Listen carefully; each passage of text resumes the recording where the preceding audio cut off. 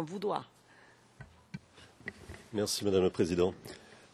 Pour ce qui concerne les horaires, c'est Jennifer Naouri qui va faire la présentation suivante. Elle débordera sur lundi. Elle débordera sur lundi, ce qui veut dire qu'on peut s'organiser à votre convenance. Soit que nous arrêtions à 5 heures comme prévu et reprenions une demi-heure après pour l'heure suivante, quitte à déborder un petit peu sur lundi, soit que nous nous organisions autrement, mais je pense que l'on peut suivre ce qui avait été prévu. Oui, je pense que si j'ai bien compris, c'est qu'aujourd'hui on respecte l'horaire et lundi vous débordez un peu si on en a besoin. Voilà, Jennifer Naouri continuera un petit peu lundi, oui. Et ensuite Maître Fovo Ivanovic prendra la succession. Parfait.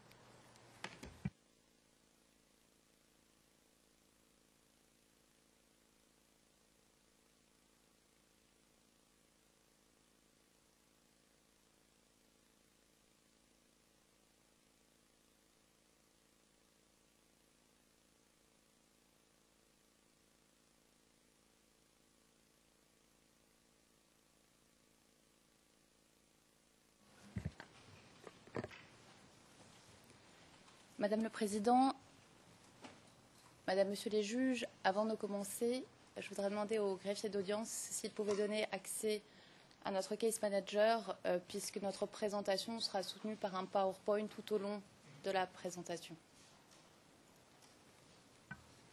Oui, est-ce que vous pouvez procéder alors à ça? Oui, pas de problème.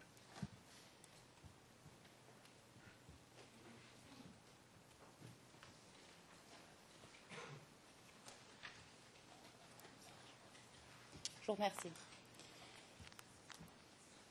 Madame le Président, Madame, Monsieur les juges, pour comprendre ce dossier et la logique qui sous-tend les accusations du procureur, il nous faut dans un premier temps revenir sur l'exposé des faits du procureur.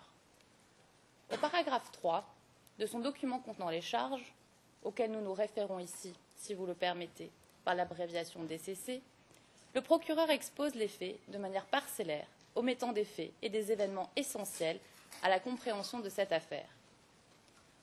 Sans véritable rappel de l'histoire récente de la Côte d'Ivoire, on ne peut comprendre la crise post-électorale de 2010. La crise post-électorale de 2010 n'est pas, hélas, la première tentative de déstabilisation du pouvoir en place qu'a connue la Côte d'Ivoire.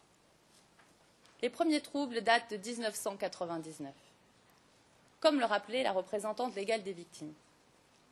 Le 24 décembre 1999, Ibrahim Koulibaly, dit Ibé, bras droit et ancien garde du corps d'Alassane Ouattara, organisait un coup d'État contre le président Konan Bédié.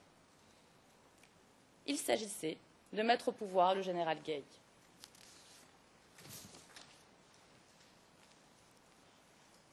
Le coup réussit, mais le général Gueye se retourna contre ses créateurs, qui s'enfuirent d'où ils venaient au Burkina.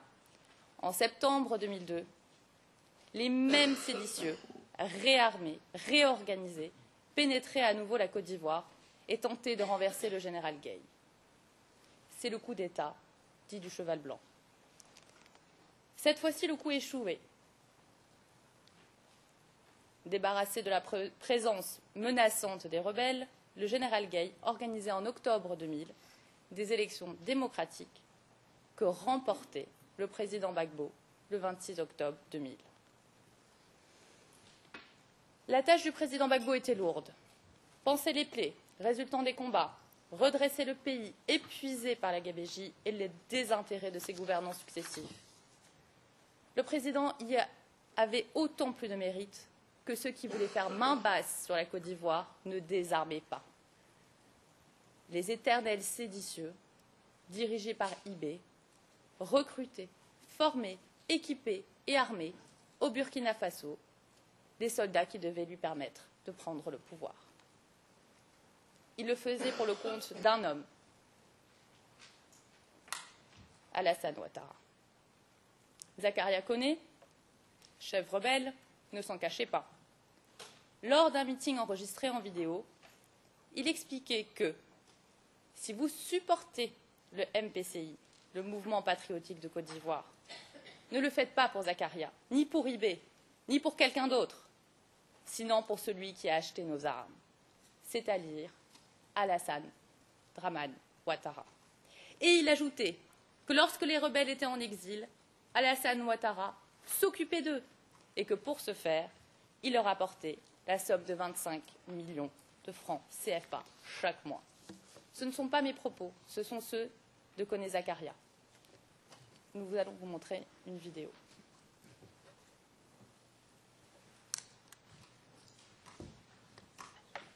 Supporter Zakaria Kosa, État supporter Ibe Kosa. Elle va supporter Mohamed Kosa, Aïdé Karloui, à la femme d'Amon Ouattara. Parce que Amon Temel l'exil, Alassane ne Timarou Balou. Un de mai. Bon, un de mai, Jamana Koka. Abdoulaye Traoré, ancien chef de guerre contrôlant Mans et ses environs, racontait lui aussi qu'avant 2002, chaque fin de mois, Alassane Ouattara déboursait la somme de 25 millions de francs CFA pour notre nourriture. Il nous a armés. Ce sont les armes qui ont fait qu'il est devenu un candidat exceptionnel. Le premier coup d'État contre le président Gbagbo ne se faisait pas attendre. En janvier 2001, les troupes rebelles envahissaient le nord du pays et progressaient vers Abidjan. Les forces régulières, ayant réagi à cette nouvelle tentative de coup d'État des rebelles contre le pouvoir en place, coup d'État connu sous le nom de la Mercedes noire, en référence à la voiture d'Ibé,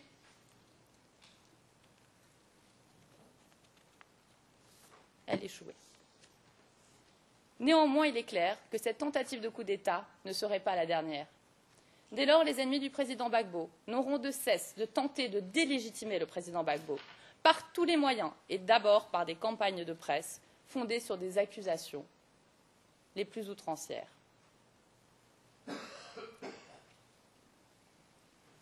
Ces campagnes commencèrent avant septembre 2002 et continuèrent après. Il était par exemple allégué l'existence de soi-disant escadrons de la mort, affirmation encore reprise avant-hier par le procureur. Au contraire de ce qu'avance le procureur, la justice française, saisie de ces allégations mensongères, condamnée pour diffamation le 5 avril 2006, le journal Le Monde. Ce journal avait évoqué ces soi-disant escadrons de la mort au mois de février 2003, dans un article intitulé « Gbagbo, Simone, Dieu et le destin ».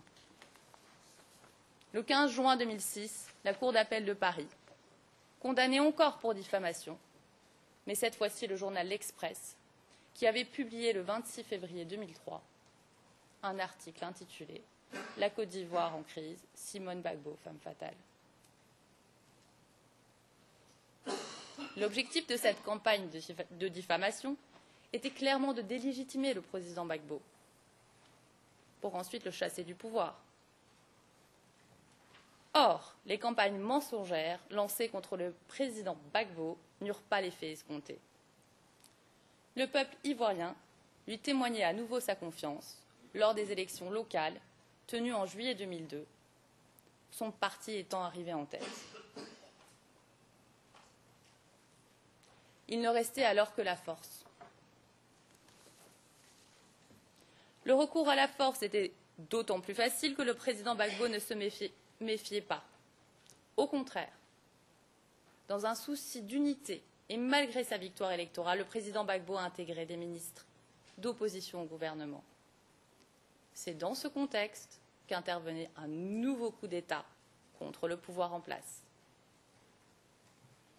Alors que le président Gbagbo se trouvait en visite d'État en Italie, des troupes nombreuses et bien équipées, composées d'Ivoiriens recrutés dans le Nord, de Burkinabés, de Libériens et d'autres mercenaires, pénétraient en Côte d'Ivoire le 19 septembre 2002.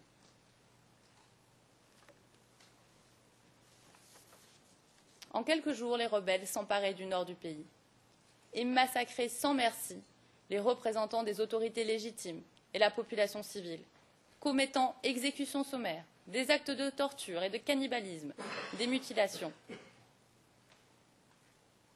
Tous les villages de la région de Douekwe étaient mis à feu et à sang. Par exemple, dans le village de Diaouin, une attaque des rebelles, le 19 septembre 2002, faisait 30 morts, tous des Wé. Tous des Wé. Ils avaient été tués par balles, égorgés, brûlés vifs ou jetés dans des puits. Entre le 6 et le 9 octobre 2002, un charnier était retrouvé au cimetière communal d'Ar es Salam à Bouaké, contenant environ 90 corps. Il s'agissait de 48 gendarmes et 37 membres de leur famille. Au début du mois de novembre 2002, après l'attaque contre Bouaké, les rebelles attaquaient le village de Sémien, où ils pillaient et incendiaient les maisons, enlevaient ou brûlaient le cacao et assassinaient encore 35 civils. Mais à Abidjan, les violentes attaques furent repoussées et les rebelles durent fuir vers le nord. Le pays était désormais coupé en deux. Il est important de comprendre qu'il s'agissait donc à chaque tentative de coup d'État de se saisir du pouvoir. Il est important de constater que ce sont toujours les mêmes personnes qui sont à l'origine de ces coups d'État, que ce soit contre le président Bédié ou le président Gbagbo.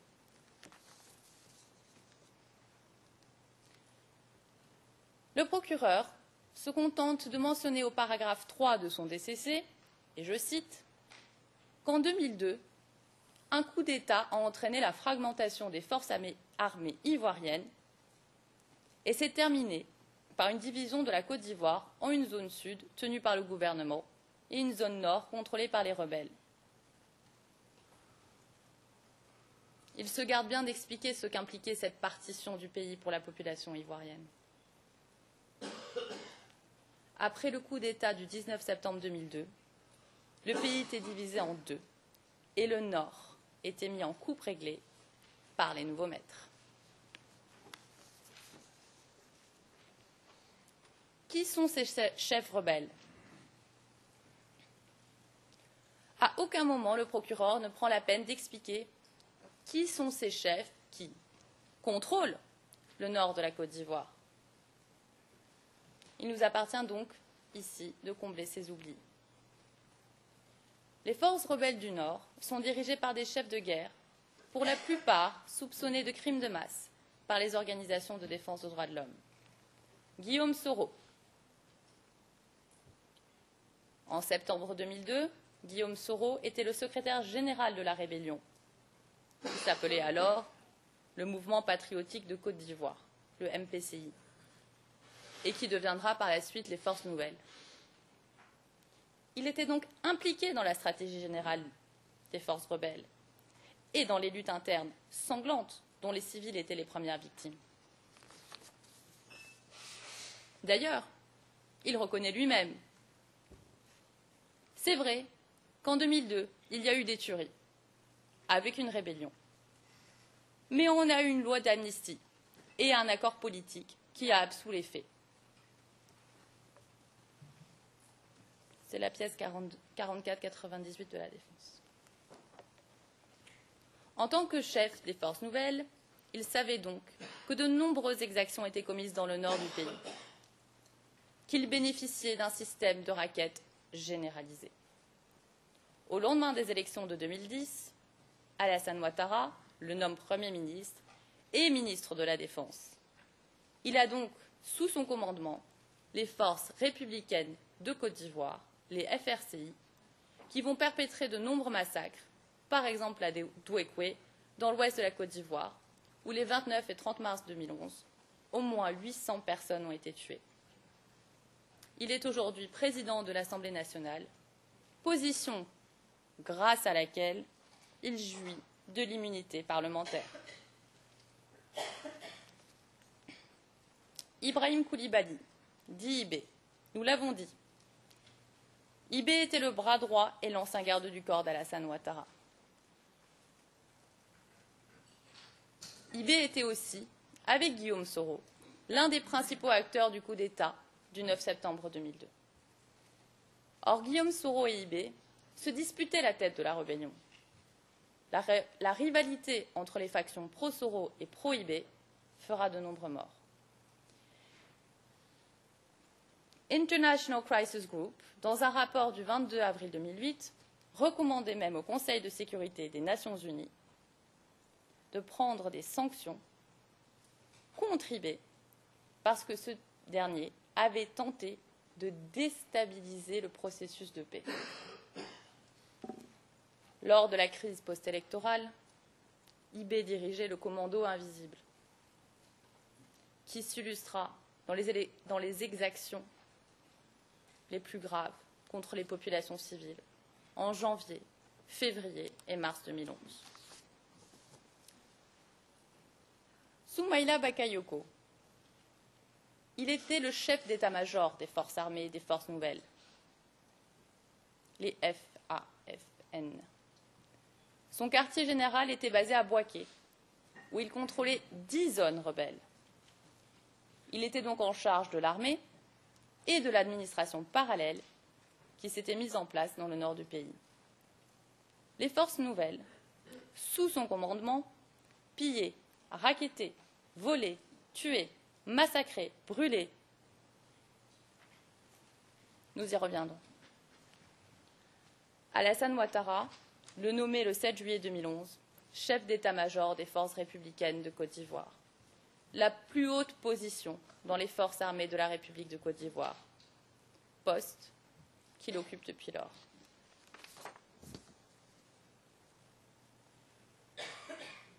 Ousmane Coulibaly, dit Ben Laden. Il était un des commandants du groupe rebelle nommé le MPJ, le Mouvement pour la justice et la paix, actif dans la ville de Mans, située à l'ouest du pays. Par la suite, il devient comme zone d'Odiéné, une région à la frontière du Mali et de la Guinée.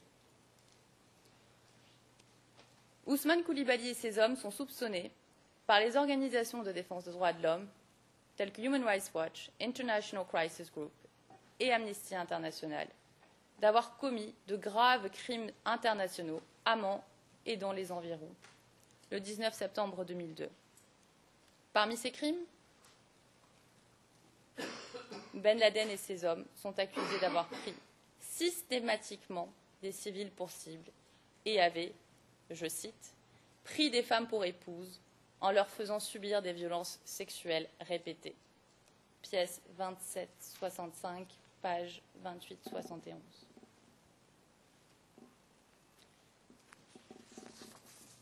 En mai 2011, Ben Laden était le commandant de l'ancien camp de la BAE, à Yopougon, jusqu'à la fin du mois de septembre 2012.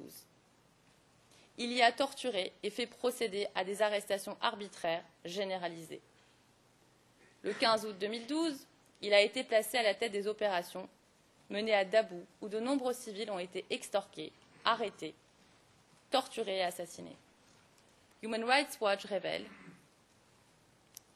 dans un rapport de 2011, les liens étroits qui unissaient Charles Taylor, Ousmane Coulibaly et les mercenaires libériens. Pièce de la Défense, 39-69, page 40-39. Il a été nommé le 26 septembre 2012 par Alassane Ouattara, préfet de la région de San Pedro.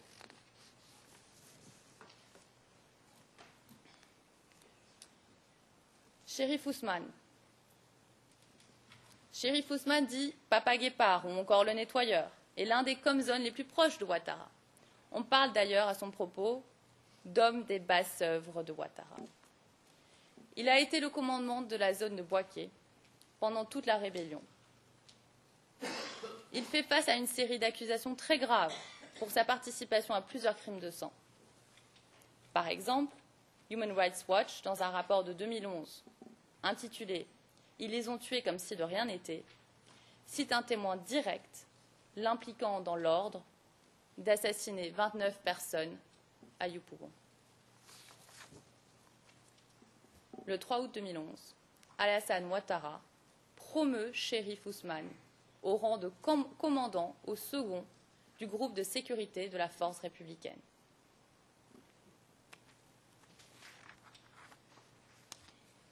Issakia Ouattara, dit Ouattao. Ouattao était le commando de la zone rebelle 5, qui couvrait les circonscriptions de Séguéla et de Vavois. Il était par ailleurs le chef d'état-major adjoint du FAFN entre 2002 et 2011. Il est très proche de Guillaume Soro. Ouattao était impliqué dans de nombreux trafics dans le nord de la Côte d'Ivoire pendant toute la période de la rébellion, notamment le trafic de diamants. Un câble des renseignements français, câble diplomatique, explique, et je cite, « Concernant l'organisation financière de la rébellion, que Ouattao avait mis en place son propre système de raquettes et de pillage en s'enrichissant aux dépens des populations présentes dans la zone qu'il commandait pour les forces nouvelles. » Pièce de la Défense 0262.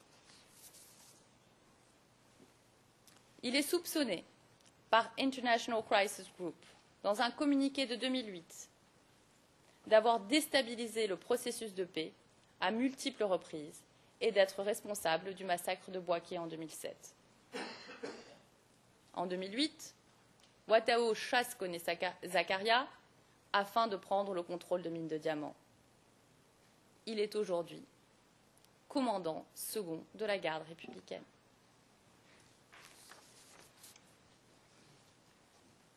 Loseni Fofana, dit l'intrépide de l'os. C'est l'un des hommes forts de la rébellion. Il contrôlait l'ouest montagneux avec ses nombreux trafics. Il a été commandant de secteur des forces Nouvel-Amand. En février 2009, lors des affrontements amants, les hommes de Loseni Fofana ont déployé des mitrailleuses, monté sur des véhicules et des lance-roquettes dans les rues lors de règlements de compte entre forces nouvelles. En mars 2011, les mêmes troupes de Loseni Fofana ont pris une part active dans les massacres commis contre les guérés à Douépoué, au cœur de leur progression vers Douépoué. Il a été promu par Alassane Ouattara et est désormais un des responsables des forces spéciales. Un rapport de Human Rights Watch de 2011 explique qu'il est toujours commandant des forces républicaines et qu'il a été nommé vice-commandant d'une force d'élite ivoirienne appelée à suivre une formation en France.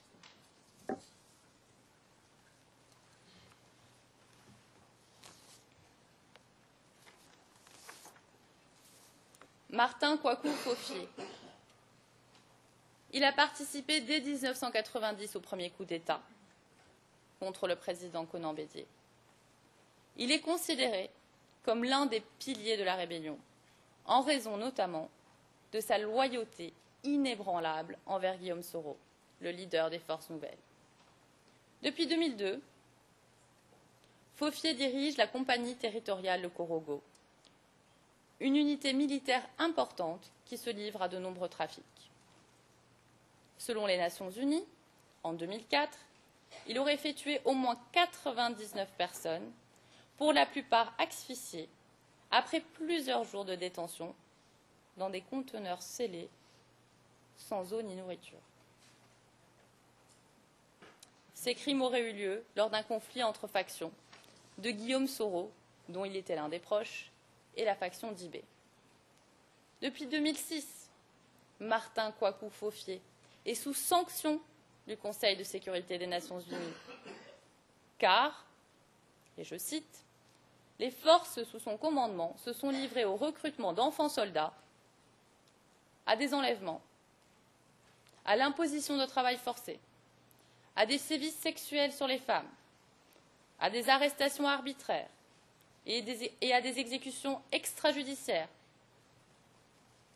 des pratiques contraires aux conventions des droits de l'homme et au droit humanitaire international. » Pièce 3486, page 35-25 de la Défense.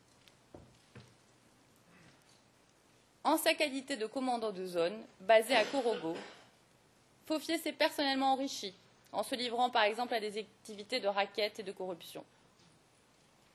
C'est lui qui deviendra le geôlier du président Gbagbo.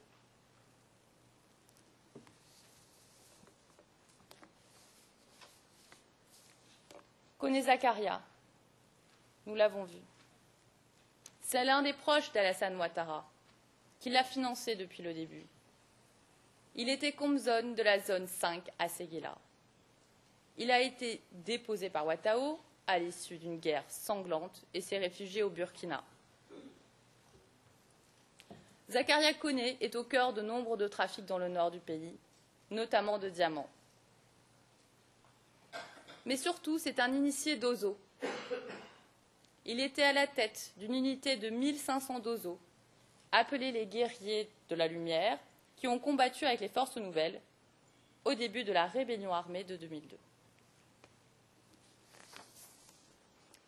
Il a été nommé par Alassane Ouattara commandant de la police militaire. Il est accusé d'avoir fait torturer et tuer de nombreux civils lorsqu'il dirigeait le camp d'Adjamé. Devant le tollé des organisations de défense des droits de l'homme, à cause de ces nombreuses exactions, Koné Zakaria a été muté début novembre 2012 au bataillon d'artillerie solaire, situé dans le camp militaire d'Akwedo. Celui-ci conserve toutefois des fonctions importantes puisqu'il est au cœur du dispositif sécuritaire d'Abidjan. Le procureur oublie d'expliquer qui sont ces anciens chefs de guerre, la manière dont ils se partagent le territoire dans le nord et l'ouest de la Côte d'Ivoire, et les souffrances des populations civiles. Les rebelles sont donc les maîtres du nord et de l'ouest de la Côte d'Ivoire. Ils y contrôlent les ressources naturelles et le commerce. Ils pillent, rackettent les populations civiles. Chacun ponctionne les richesses naturelles, contrôle le commerce des matières premières, taxe en toute liberté les marchandises. À la sortie de chaque ville, leurs soldats débraillés rackettent voitures, bus et poids lourds.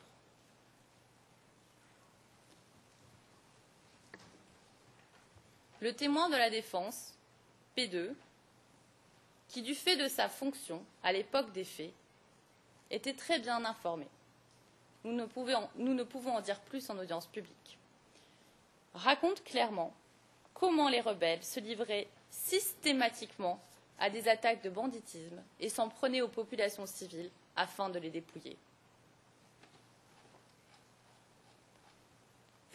Ayant réduit les populations, par la terreur, à leur remettre argent et biens, les rebelles désormais plus riches et plus puissants peuvent se livrer à des trafics de cacao, de café, de bois, d'essence, d'or, de diamants, de drogue et d'armes. Ce que confirme le témoin P3 de la défense. Il est d'ailleurs révélateur que le Burkina Faso devienne, à cette même époque, exportateur de cacao alors qu'il n'en produit pas. Concernant les trafics de diamants, un rapport d'un panel d'experts des Nations Unies, ayant enquêté en Côte d'Ivoire en 2005, nous informe que ce trafic génère des revenus très importants pour les rebelles. Un de ces chefs rebelles, qui s'est particulièrement enrichi, c'est Zakaria Koné, puisque, comme l'indique le témoin de la défense P2, ce dernier avait mis la main sur une mine de diamants. Ces diamants, provenant de zones contrôlées par les forces nouvelles, étaient ensuite vendus aux pays voisins, tels que le Mali et la Guinée, en violation de l'embargo des Nations Unies et en violation du processus de Kimberley. Il s'agit donc de diamants de sang. Chaque rebelle règne sur son territoire comme un seigneur sur son domaine,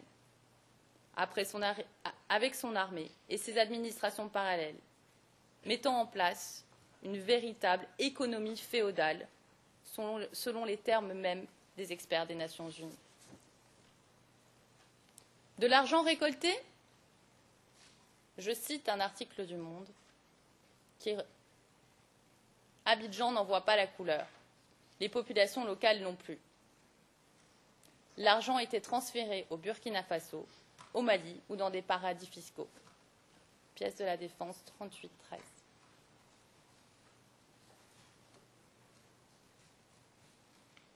Par ailleurs, les seigneurs du Nord étaient soutenus par des puissances étrangères. Les rebelles étaient armés et entraînés au camp de Pau, au Burkina Faso et au Mali. Ils étaient équipés d'armes neuves et appuyés par les commandants provenant de plusieurs pays de la région.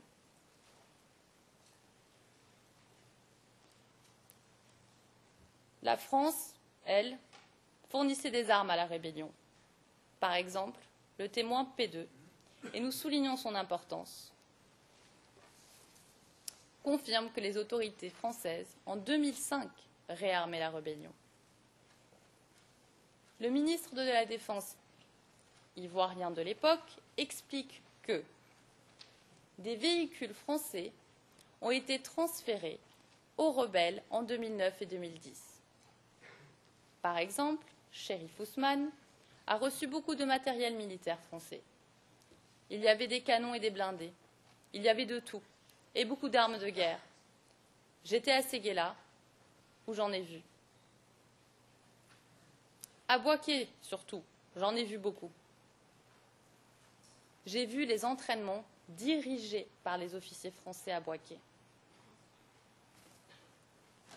Pièce de la Défense 44-99, page 4503. Puisqu'ils étaient plus riches, les rebelles pouvaient recruter des hommes qu'ils pouvaient armer et donc disposer au fur et à mesure des années de troupes de plus en plus nombreuses, bien entraînées et armées.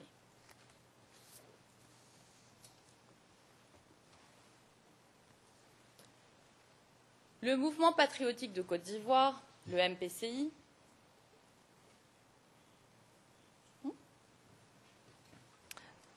Je m'excuse de vous interrompre, j'avais compris que vous préfériez continuer lundi, alors comme ça.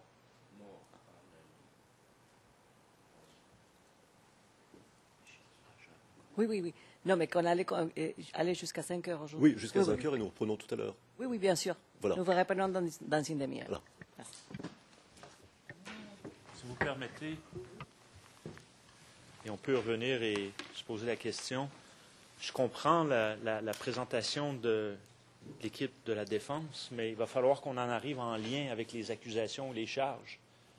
Je comprends que l'objectif politique qu'on veut mentionner, j'ai compris les déclarations d'ouverture ou liminaires, sauf que les charges sont assez circonscrites et précises dans un premier temps. Dans un deuxième temps, l'accusation aimerait recevoir une liste des acronymes, des codes témoins, avec le nom des témoins de la part de la défense. Vous pouvez nous l'envoyer par courriel ou peut-être la Chambre également pour qu'on fasse le lien entre qui sont P2 et qui sont P3, car nous n'avons pas malheureusement les codes dans e-court. Alors pour ce qui concerne vos demandes, avec grand plaisir, nous vous renverrons tous les éléments nécessaires que vous avez déjà. C'est la première chose.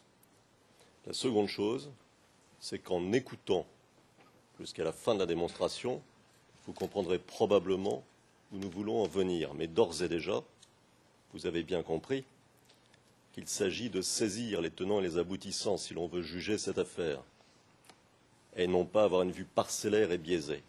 Deuxièmement, le rapport, il est là. Quand on dit que des chefs soupçonnés de crimes de masse se sont livrés à des massacres à Yopougon au même moment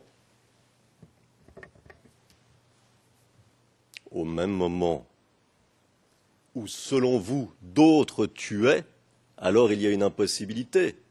Quelle est la vérité? La vérité se comprend lorsque l'on prend une certaine distance. La distance, nous vous la donnons. Vous n'avez pas fait d'exposé des faits qui soit impartial. nous le faisons à votre place. C'est l'intérêt de tous ceux qui sont ici de comprendre ce qui se passe. C'est l'intérêt de la justice. Je vous remercie. On va suspendre maintenant pour une demi-heure et on recommence à 5h30. All rise. Tu as besoin qu'il soit remis?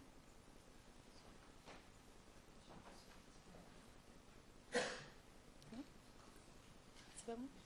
Pardon, excusez-moi. Problème de PowerPoint.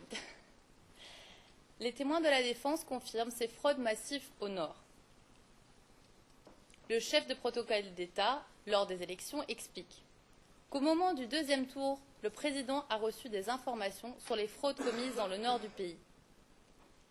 Les partisans du président ont été chassés des différentes localités.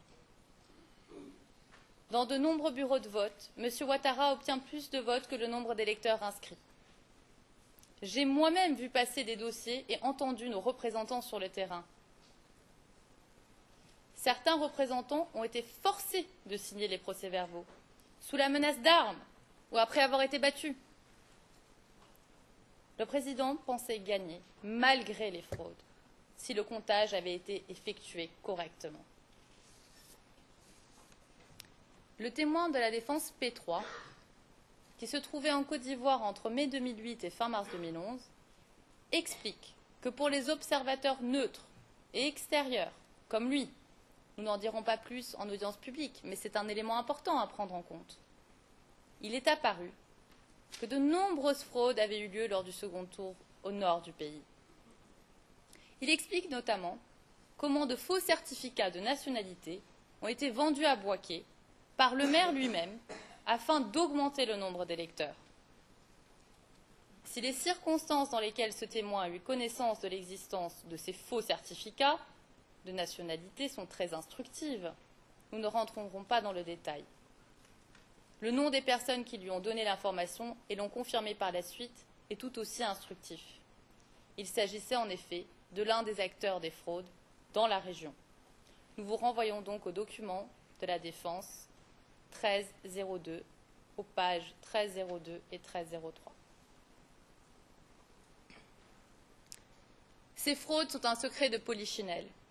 Elles avaient été dénoncées à l'époque par les observateurs internationaux, indépendants, notamment la mission d'observation électorale de l'Union africaine, les experts électoraux africains, le porte-parole du cadre des émissaires pour la promotion des élections crédibles en Afrique, l'OSCE et ceux de l'Union européenne. Dans un communiqué, l'ex-premier ministre du Togo, Joseph Koukou Kofigo, déplorait les exactions commises car elles étaient de nature à entacher sérieusement la sincérité du scrutin dans le nord du pays. Et nous vous proposons de l'écouter. Outre plusieurs ONG d'Afrique, l'ex-premier ministre du Togo, Joseph Kofigo, dénoncera en même temps que le centre de commandement militaire intégré des exactions de nature à entacher sérieusement la sincérité du scrutin dans le nord encore sous contrôle de la rébellion. Au terme de la mission, les observateurs de l'Union africaine ont fait les constats suivants. La mission a relevé avec regret des actes de violence graves, notamment des pertes en vies humaines, des atteintes à l'intégrité physique, des séquestrations, des intimidations, des tentatives d'enlèvement et de dégradation du matériel électoral.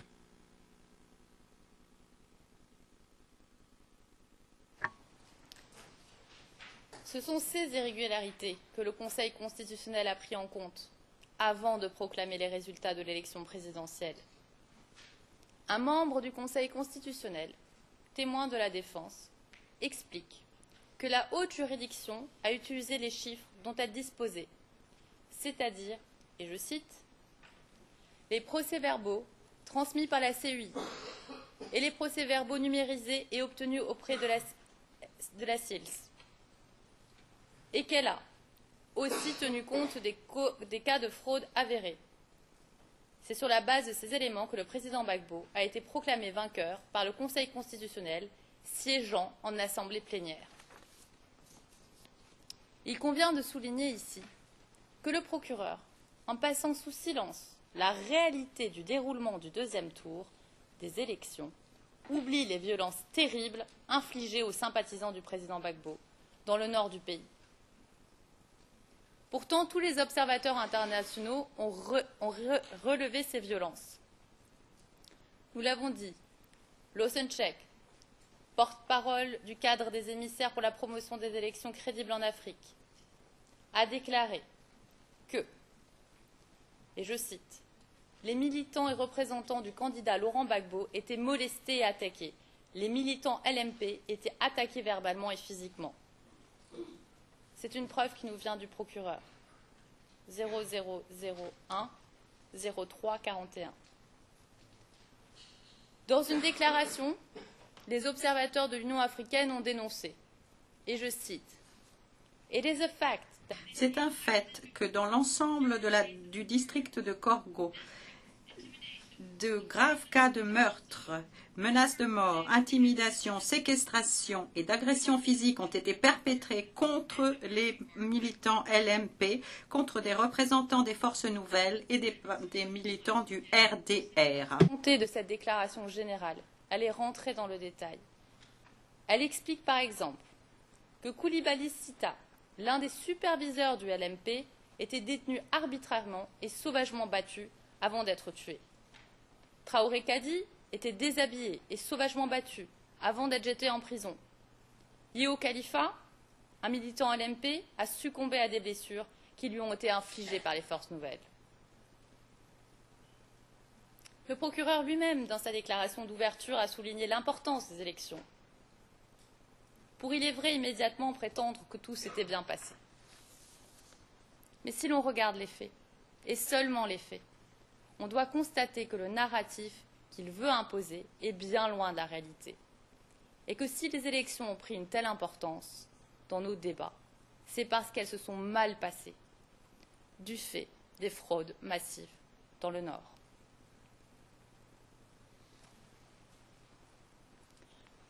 Le procureur indique que le président de la Commission électorale indépendante, la CEI, a annoncé les résultats provisoires et a déclaré que Ouattara avait remporté 54,1% des voix et Gbagbo 47,9%, paragraphe 7 du document contenant les charges. Mais il se garde bien de préciser que la CEI n'avait pas le pouvoir de proclamer quiconque, d'une part, et de décrire les circonstances dans lesquelles ces résultats furent annoncés, d'autre part. Ces circonstances sont pourtant révélatrices.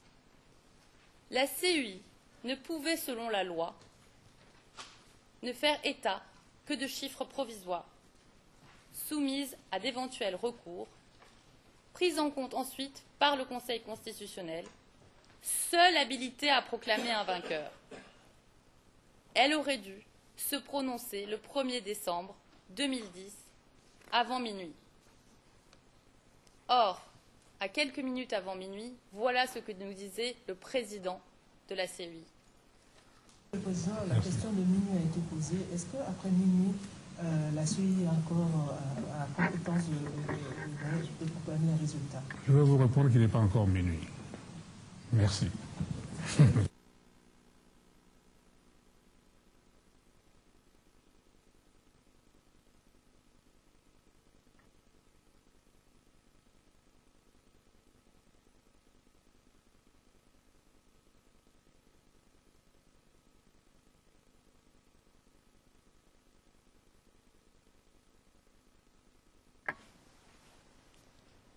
Nous souhaitons insister sur le caractère préparatoire des résultats collectés par la CEI. Dans le cas d'une élection présidentielle, la CEI se livre à un travail préparatoire à la décision du Conseil constitutionnel. Au terme de l'article 2 de la loi portant création de la Commission électorale indépendante, il est précisé que dans le cas des élections présidentielles, la proclamation définitive des résultats relève de la compétence exclusive du Conseil constitutionnel, conformément à l'article 94 de la Constitution de la Côte d'Ivoire. La CEI n'est pas le Conseil constitutionnel. lui seul est habilité à proclamer des résultats définitifs de l'élection présidentielle. En aucune manière, la CEI n'est un conseil constitutionnel bis, malgré ce que la communauté internationale et une presse engagée ont tenté de nous faire croire. Et malgré ce que le procureur a tenté de nous faire croire le 19 février 2013, dans sa déclaration d'ouverture, lorsqu'il a affirmé que la décision de la CEI aurait été renversée, overturned, par le Conseil constitutionnel. Quoi qu'il en soit, cette annonce de résultat n'est intervenue que le jeudi 2 décembre 2010, dans l'après-midi, au-delà du terme fixé par la loi. De plus, cette annonce a eu lieu dans des conditions éminemment suspectes. Le président de la CEI semble avoir été convaincu de se rendre seul au quartier général d'Alassane Ouattara pour y faire une annonce, à la surprise générale, alors même que tous les autres membres de la commission électorale l'attendaient au siège de cette commission. Je vous propose d'écouter un extrait. Effectivement, c'est un scénario incroyable auquel nous avons assisté cet après-midi. Nous nous sommes rendus dans le quartier de la Riviera pour assister à une conférence de presse du RHDP, le parti d'Alassane Ouattara. Dans un premier temps, cette conférence a été repoussée, puis alors que nous étions plus que quelques journalistes, nous avons été invités dans la salle de presse. Youssouf Bakayoko, le président de la CEI, est arrivé, sans préambule, escorté par 2 militaires. Dans une brève élocution, il a détaillé les résultats de l'élection présidentielle en donnant Alassane Ouattara, candidat du RHDP, comme gagnant du scrutin avec 54,10% des suffrages contre 45,9% pour Laurent Gbagbo. Cette annonce aurait dû logiquement se faire au siège de la CEI, mais c'est sans plus d'explications qu'ils nous ont été communiqués. Ce sont bien entendu des résultats provisoires que le Conseil constitutionnel devra valider dans les prochains jours.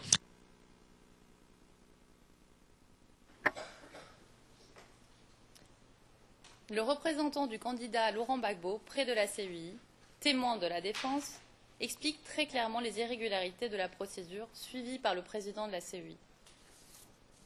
D'ailleurs, dans une interview, Jean Ziegler, le vice-président du comité consultatif du Conseil des droits de l'homme des Nations Unies, a jugé la proclamation du président Ouattara unilatérale et totalement illégale.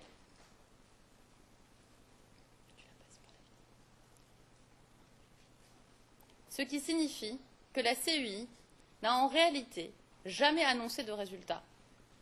Seul son président s'est exprimé, mais il l'a fait de manière suspecte, illégale et anticonstitutionnelle. Par ailleurs, la certification par les Nations Unies de ces soi-disant résultats a été faite en violation de la résolution 1933/2010 du Conseil de sécurité.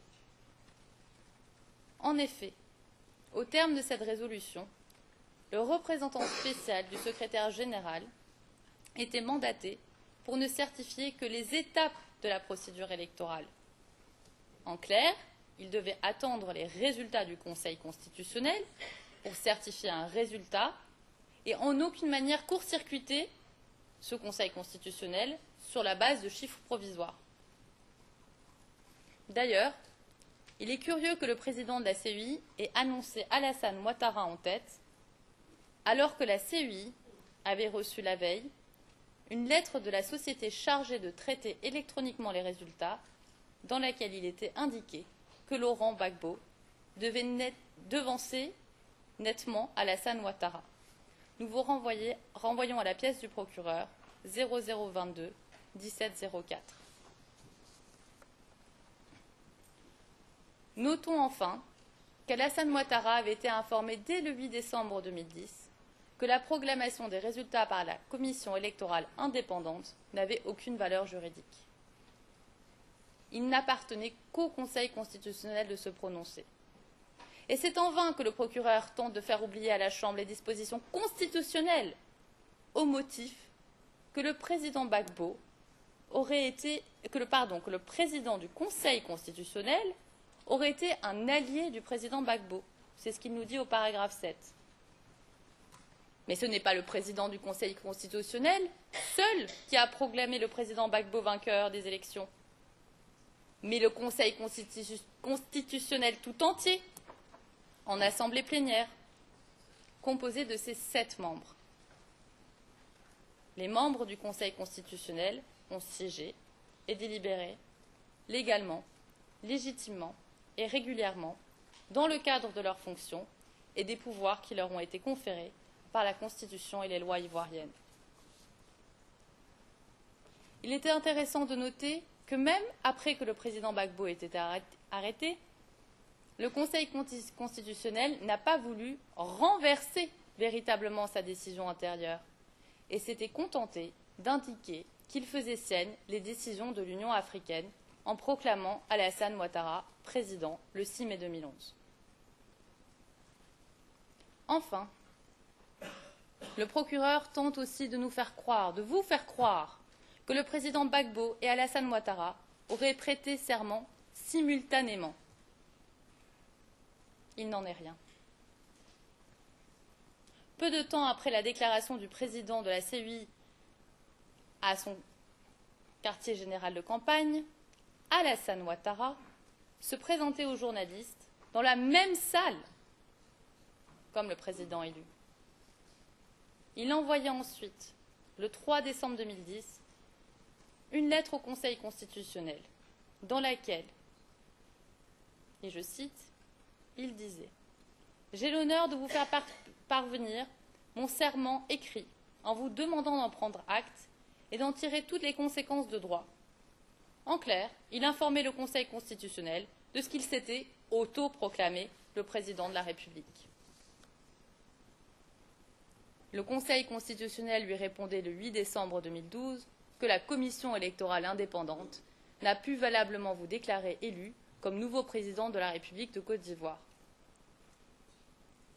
Après avoir proclamé les résultats définitifs, le Conseil constitutionnel a informé Alassane Ouattara que la seule personne habilitée à prêter serment était le président Gbagbo. Et ce n'est qu'à ce moment-là, le 4 décembre 2010, que le président Gbagbo prêtait serment devant le Conseil constitutionnel. Il est intéressant de noter que le Conseil constitutionnel jugeait le 22 décembre 2010 que l'autoproclamation d'Alassane Ouattara était nulle et nulle d'effet. Le procureur présente donc devant cette Cour des faits juridiquement inexacts. Il déforme les faits. Il nous appartient donc de les rectifier. Madame la Présidente, j'en ai fini pour ce point. Si vous le permettez, nous continuerons notre présentation demain. Lundi. Allez vous dire que lundi c'était mieux. Nous arrivons alors à la fin de notre journée d'aujourd'hui. S'il n'y a plus d'autres observations, s'il n'y a plus d'observations, on va lever la session. Je vous souhaite un bon week-end et on se retrouve à lundi à 2h30. La session est levée. All rise, levez.